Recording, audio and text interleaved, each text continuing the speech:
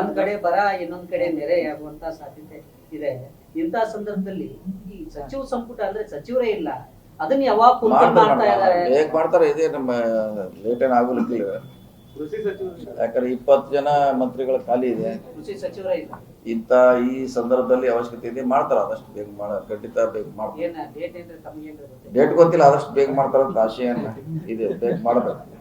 ಈಗ ಒಂದು ಹೇಳಿಕೆ ಸಾಕಷ್ಟು ವೈರಲ್ ಆಗ್ತದೆ.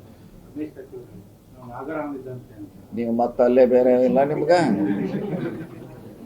ಬೇರೆ ಎಲ್ಲ ಅವ್ನು ಬಿಟ್ಟು ನಿಮಗೆ ಅದು ಬಿಟ್ಟು ಬಿಡಿ. ಅದೇನ್ ಮಾಡೋದು?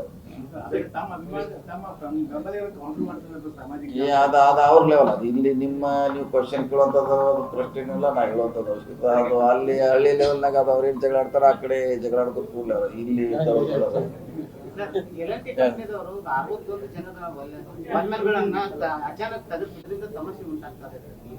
ಗೊತ್ತಿಲ್ಲ, ಅದ್ರ ಬಗ್ಗೆ ಗೊತ್ತಿಲ್ಲ. ಅವ್ರಿಗೆ ಕಾರ್ಪೊರೇಷನ್ ಕೇಳೋಣ, ಅವ್ರು ಯಾಕೆ ತೆಗೆದಾರೆ, ಏನ್ ಮಾಡಿದಾರೆ ಕೇಳ್ಬೇಕಾರ. ಸರಿ ಇದ್ರೆ ಅವ್ರು ಮತ್ತೆ ವಾಪಸ್ ತಗೊಳ್ಳಿ ಕೇಳ್ಕೋಬೇಕಾರ. ನೋಡ್ರಿ ಓಕೆ. ಒಂದ್ ಕಡೆ ಬರ ಇನ್ನೊಂದ್ ಕಡೆ ನೆರೆ ಆಗುವಂತ ಸಾಧ್ಯತೆ ಇದೆ. ಇಂತಹ ಸಂದರ್ಭದಲ್ಲಿ ಈ ಸಚಿವ ಸಂಪುಟ ಅಂದ್ರೆ ಸಚಿವರೇ ಇಲ್ಲ, ಅದನ್ನ ಯಾವಾಗ ಮಾಡ್ತಾ ಇದ್ದಾರೆ? ಹೇಗ್ ಮಾಡ್ತಾರೆ? ಇದೇ ನಮ್ಮ ಲೇಟ್ ಏನ್ ಆಗೋಲಿಕ್ಕಿಲ್ಲ. ಯಾಕಂದ್ರೆ 20 ಜನ ಮಂತ್ರಿಗಳ ಖಾಲಿ ಇದೆ, ಕೃಷಿ ಸಚಿವರೇ ಇಲ್ಲ. ಇಂತ ಈ ಸಂದರ್ಭದಲ್ಲಿ ಅವಶ್ಯಕತೆ ಇದೆ, ಮಾಡ್ತಾರ. ಆದಷ್ಟು ಬೇಗ ಖಂಡಿತ ಬೇಗ ಮಾಡ್ತಾರೆ. ಡೇಟ್ ಗೊತ್ತಿಲ್ಲ, ಆದಷ್ಟು ಬೇಗ ಮಾಡ್ತಾರ ಅಂತ ಆಶೆಯನ್ನ ಇದೆ. ಬೇಗ ಮಾಡಬೇಕು. ಈಗ ಒಂದು ಹೇಳಿಕೆ ಸಾಕಷ್ಟು ವೈರಲ್ ಆಗ್ತದೆ.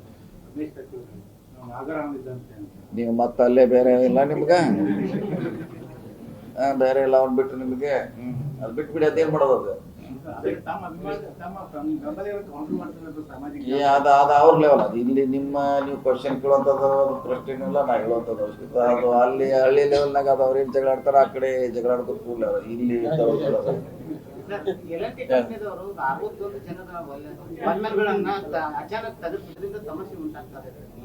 ಗೊತ್ತಿಲ್ಲ, ಅದ್ರ ಬಗ್ಗೆ ಗೊತ್ತಿಲ್ಲ. ಅವ್ರಿಗೆ ಕಾರ್ಪೊರೇಷನ್ ಕೇಳೋಣ, ಅವ್ರು ಯಾಕೆ ತೆಗೆದಾರೆ, ಏನ್ ಮಾಡಿದಾರೆ ಕೇಳ್ಬೇಕಾರ. ಸರಿ ಇದ್ರೆ ಅವ್ರು ಮತ್ತೆ ವಾಪಸ್ ತಗೊಳ್ಳಿ ಕೇಳ್ಕೋಬೇಕಾರ. ನೋಡ್ರಿ ಓಕೆ.